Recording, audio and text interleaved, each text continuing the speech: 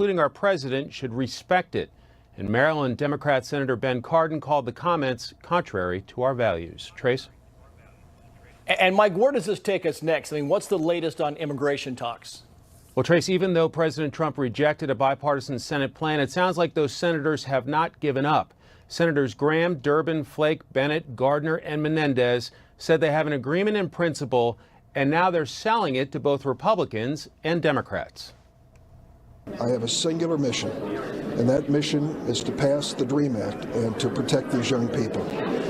I spoke to my colleagues, and I will continue to. But my goal is not to get a headline. My goal is not to find publicity or make a splash. My goal is to get that done. The favored talks at this stage are involving leading members of both the House and Senate, and Durbin is part of that group as well. It's important to note they'll need buy-in from House members in order to get something to the president's desk. Trace? And of course, we all know they're trying to keep the government up and running. Mike, what's the latest on trying to get a bill passed to fund the government?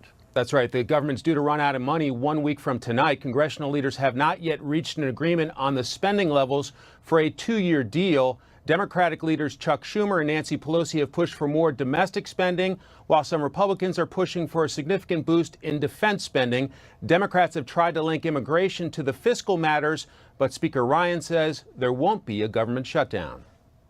They want to see a path for DACA. They want to see that it's not just going to get kicked down the road, that it's going to get resolved. I want to get it resolved, too. I also want to get this CAPS agreement resolved because, frankly, my big concern there is our military.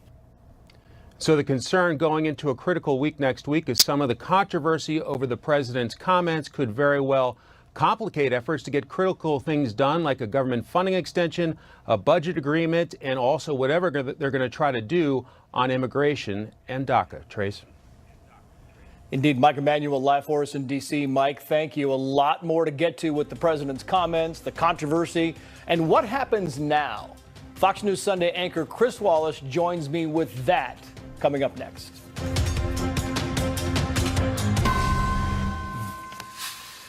More now on the fallout from the president's Oval Office meeting on immigration and a look at what it could mean for any possible reforms. Let's bring in Fox News Sunday anchor Chris Wallace. Chris, great to see you. So the way it lays out right now is you have the president saying he didn't say that. And then you have some Republicans saying, you know, we don't recall hearing those exact words, but we've pretty much confirmed that he did, in fact, say this. In your estimation, Chris, what's the impact of this? Well, I think there are two impacts. First is just the atmospherics, and I'm not sure it's going to make a huge difference. People who have not liked this president are going to still not like him, and maybe not like him a little bit more. Those who do like him, I think, are probably going to ignore it the way they have some of the things that the president has said in the past. The more significant and concrete impact is on, as Mike Emanuel was talking about, the chances of making a deal on immigration, which Democrats say has to be made before they're going to agree to fund the government when it runs out of money at midnight next Friday, just a week and a few hours from now. There were a lot of Democrats on the left wing of the party who didn't want to make any deal with this president, who were very upset with him on a variety of issues, didn't want to make a compromise because any deal to protect the Dreamers is going to have to include some border security. I think this has only added some fuel to their resistance and is going to make it tougher to get a deal. Particularly Dick Durbin, because, you know, it seemed just on Tuesday, Chris, that Dick Durbin seemed to be kind of leaning toward maybe working, getting the president to make a deal, going back to Congress and selling this to them. And now, if you look at the sound from this morning, these two appear to be at odds. And if you lose Dick Durbin, you lose one of your big salesmen taking this back to his Democratic members. Correct? Well, look, there are two groups in the Senate. One is actually Senate and House, the top vote counters, the whips for Republicans and Democrats in the Senate and the House. That group was just formed after that extraordinary meeting in the cabinet room on Tuesday, and they're nowhere. This other group, which is the one that met with the president, or at least two members of it, Lindsey Graham and Dick Durbin, yesterday in the Oval Office where these statements were made. They've been working on this, a bipartisan group, 3 Republican senators, 3 Democratic senators for months now. And they had made what they thought was a really good faith effort to come up with a compromise. Yes, it would protect the Dreamers, but it would give the president all the money that he says he wants for the first installment of the wall, $1.5 billion, plus $1 billion more for border security, plus real limits on what is called chain migration and an end to the visa lottery program. Now, it wasn't everything that the president wanted, wasn't everything the Democrats wanted. That's what a compromise is. And that's what the president basically threw out yesterday. And so there are a lot of Democrats who say, you know, this was a pretty good deal, and we felt like we gave a lot. And if this is completely unacceptable to the White House, is there a deal to be made?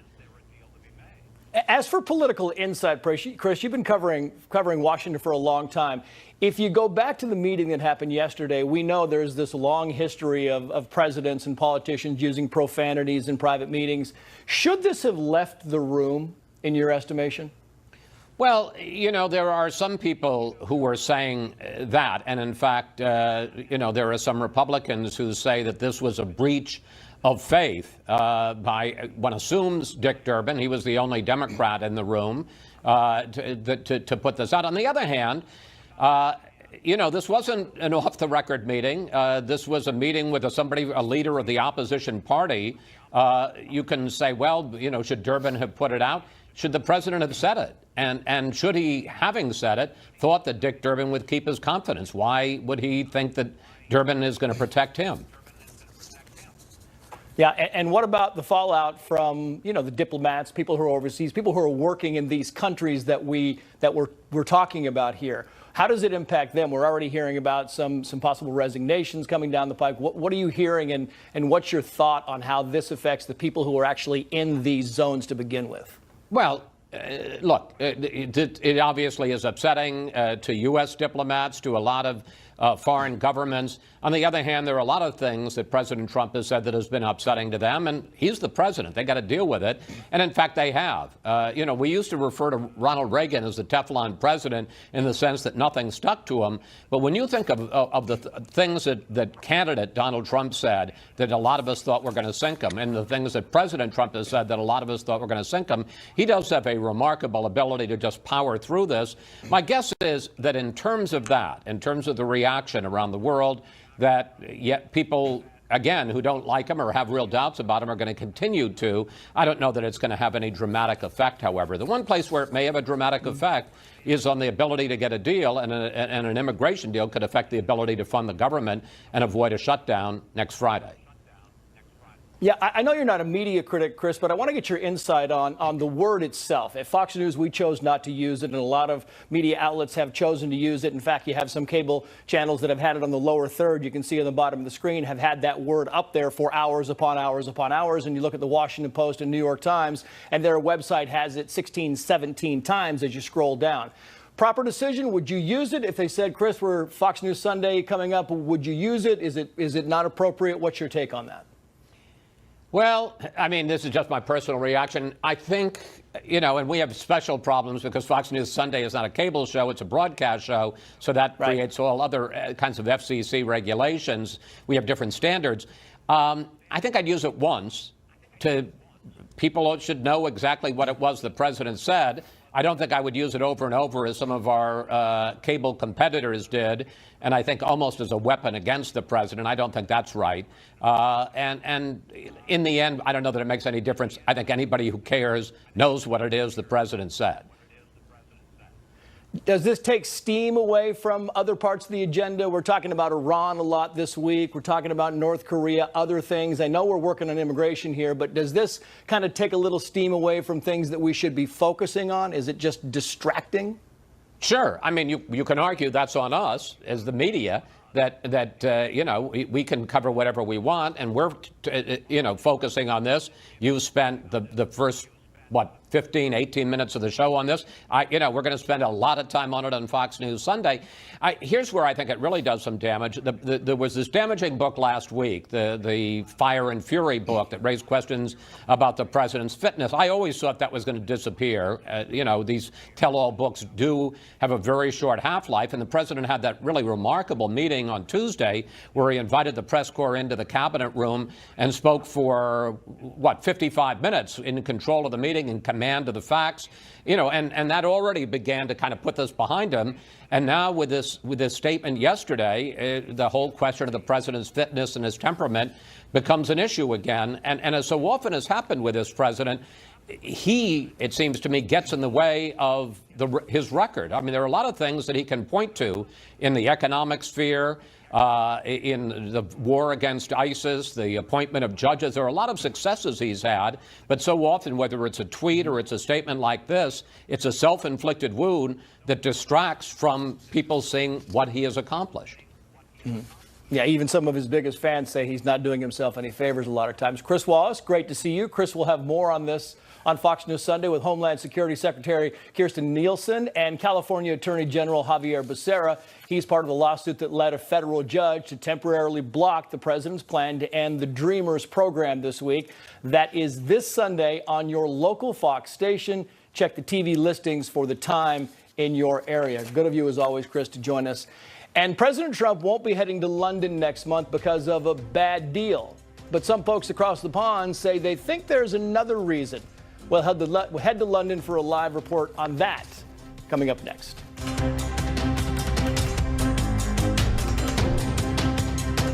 This program. Trump canceling a visit to London and blaming a bad real estate deal. The president says he will not attend the opening of the new U.S. embassy, tweeting, quote, "Reason I canceled my trip to London is that I'm not a big fan of the Obama administration having sold perhaps the best located and finest embassy in London for peanuts, only to build a new one in an off location for $1.2 billion.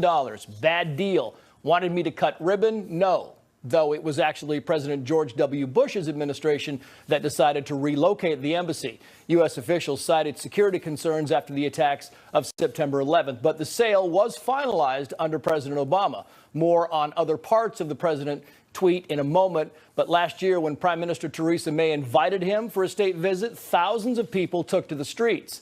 The state visit did not happen, and protesters said they were planning demonstrations for next month as well. Benjamin Hall is live for us in London. Benjamin, the response to the president's visit, kind of mixed, or canceling the visit, right?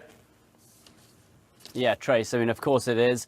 Wherever President Trump goes, he gets mixed responses. Over here, you have the government on one side, who are saying that the special relationship between the UK and the US has never been stronger.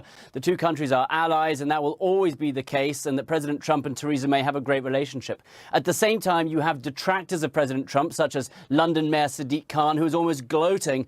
He's been a long-term president, critic of President Trump, and today he tweeted this. He said, "At last, many Londoners have made it clear that Donald Trump is not welcome here while he is pursuing such a divisive agenda. It seems he's finally got the message." Now, others speculated that the president changed his mind because of planned protests like the ones we saw last year. And indeed, on one Facebook page, more than 8,000 people had already registered to attend a rally against him. But the Foreign Secretary here, Boris Johnson, as with the rest of the government, hit back hard against that, tweeting this. "The US is the biggest single investor in the UK, yet Khan and Corbyn seem determined to put this crucial relationship at risk. We will not allow US-UK relations to be endangered by some puffed-up, pompous popinjay in City Hall."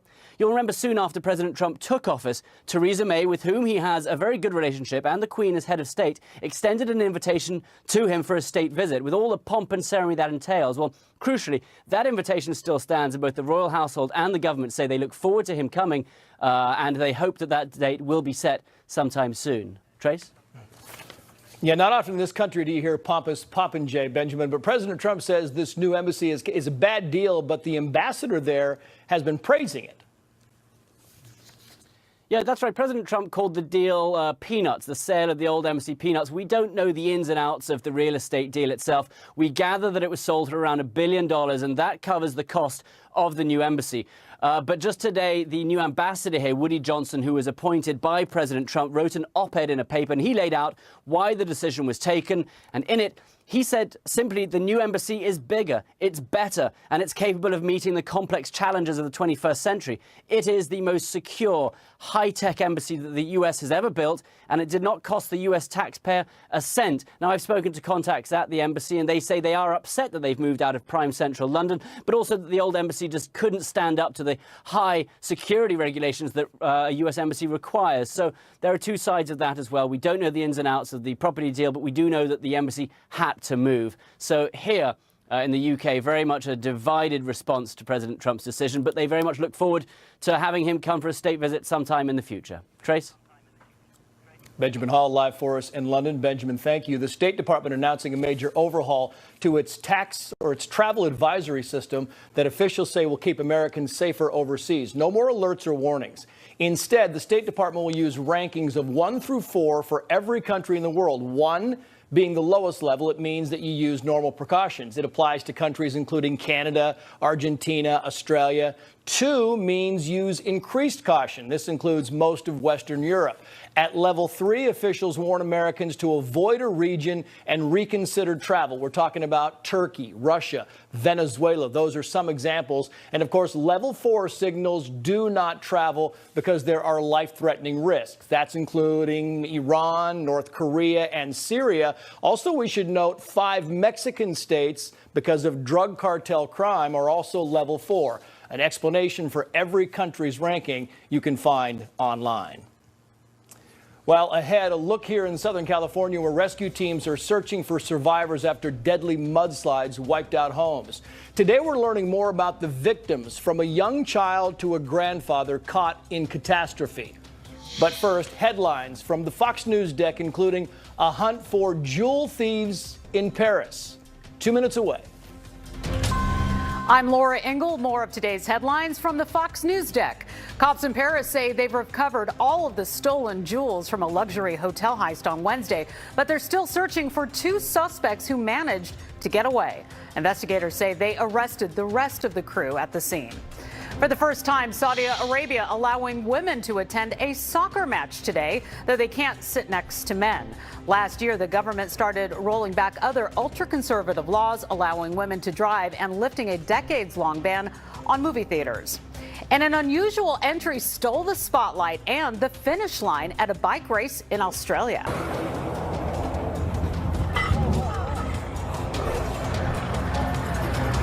Oh my God! Look at that. Organizers say they fixed the finish line in time for the real winner after that truck filled with hay knocked it down. The news continues with Trace Gallagher right after this. More than 1,000 rescuers in California looking for a miracle after deadly mudslides this week. That's according to the sheriff of Santa Barbara County. That's north and west of Los Angeles. A county spokeswoman says at least 5 people are still missing. She also warned that number could change, as it has throughout the search and rescue efforts. Officials say at least 17 people have died after torrential rain caused devastating mudslides that swept away entire homes. Take a look at this man wading through his home in Montecito. That's in Santa Barbara County, very near the city of Santa. 6 feet, it came crashing through, tore off the back of the home. On the other side, the entire side of the home is gone. To my left over here, look at that boulder. I mean, the boulders that came through here, Trace, were just massive. That one we're looking at right now is the size of probably 2 Volkswagen Bugs. This home buried under 6 feet of mud. If you walk around the backside, you'll see rocks all inside. And if we go down the street a bit, you can see some of these guys are some of the hand crews in the area right now. They're trying to cut pathways for urban search and rescue to get in to the last few homes where they hope to find someone still alive. The sheriff says they're not giving up hope. Take a listen. We're going to continue in that mode, looking at those structures a second time to determine if there's any possibility that someone could still be alive. And, you know, in disaster circumstances, there have been, you know, many miraculous stories of people lasting many days. Everyone here is hoping for that miraculous story. It's Trace, you know, you've covered this stuff before as well. When you hear the team scream out, quiet, quiet, quiet, you just hope to hear a tap. And so far, nothing yet. Trace? Yeah, too bad. What about the victims themselves, Adam? Are we learning more about them? We are. I mean, it's it's pretty heartbreaking. An elderly couple whose daughter was actually on the air the first day or two, pleading for anybody to hopefully find them. They were found dead. A brother and sister, 10 years old and 3-year-old.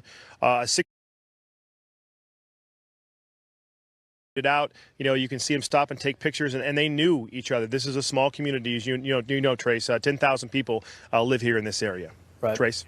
What's next, Adam? I mean, is there a timeline? Have you heard anything about when people come back, or what are they telling you? Yeah, it's going to be some time. I mean, some of these areas are going to be months and months to clean up. We have seen them take caravans of cars out in the areas that were not affected. We're told probably 2 weeks for at least a majority of Montecito. You're talking about a lot of infrastructure down here. I mean, you have power crews in here. You've got a water, sewer. There's still a boiling water effect that's going to be in effect for at least another week. And you can see behind me, this is some of the water lines. This water isn't coming from a creek. It's coming from a broken main. So you've got a lot of damage here, a lot of things need to be fixed just in the basic infrastructure sense before they can let people back in. And that's not even counting the crew vehicles that have to have free access. Trace. Yeah. Fingers crossed for them. Adam Housley, live for us in Santa Barbara County. Adam, thank you. Let's go now to the Fox Extreme Weather Center. Our chief meteorologist, Rick Reichmuth, has the forecast. Rick.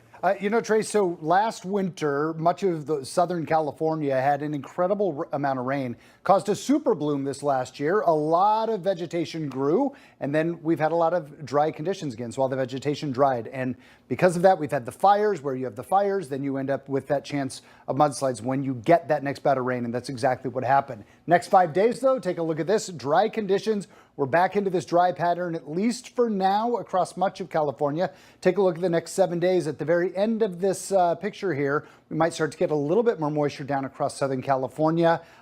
You know how it is there. You like to get the moisture. When you get too much of it, it's certainly a bad thing. Right now, the next 7 days, for the most part, look dry for any kind of efforts that are going on there for recovery. And then maybe a little bit more precipitation around 7 days from now, Trace. And snow and rain hitting other parts of the country, right, Rick? Yeah, you know what? That same storm that hit Southern California has moved across the country. Along with it, it's pulled the cold air back down across the northern plains and eventually towards the east again. You get the idea. The cold air solidly in place here across the northern plains. It's going to continue to stay kind of in the same situation for the next number of days. But along with that, take a look at this. Really warm temperatures for now across the east. That is all about to change. That cold air is on its way behind the storm. This is what the storm looks like now, bringing snow all the way down across parts of the south earlier today, across Mississippi, a little bit of flakes into northern Alabama, across the Ohio River Valley, but it's all rain across the coast. And because of the snow we had last week, now the warm temperatures and the rain on top of that, we're looking at a big flooding threat going on here across parts of the East Coast right now. Go across interior sections. We have winter storm warnings all the way across northern parts of Mississippi, up across in towards areas of interior New England. But the coastal areas, for now, it is all rain and melting snow. We're potentially going to see a little bit of ice jams across some of the rivers here because it's been so cold and then melted very quickly.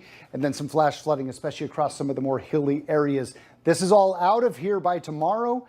And then the cold air comes back in across much of the eastern half of the country for a number of days. Trace?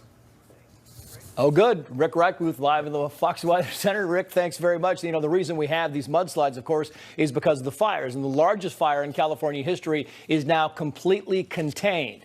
That, according to officials with the U.S. Forest Service, they flew over the Los Padres National Forest yesterday, about 65 miles north and west of Los Angeles, and they said the Thomas Fire there is now 100% surrounded. The fire began early last month and burned more than 430 square miles. Imagine that. That is an area larger than the city of Dallas. Fire officials say the flames destroyed more than 1,000 buildings in both Ventura and Santa Barbara counties, and one government geologist says it could put the area at risk for mudslides for not months, but for years because the land there is so scorched and there is simply nothing left to hold all that mud from just rolling down the hill, which it did several days ago in Santa Barbara. Meantime, President Trump deciding to keep in place the Iran nuclear deal, at least for now, despite his campaign trail talk of ripping it up. Ahead, his decision and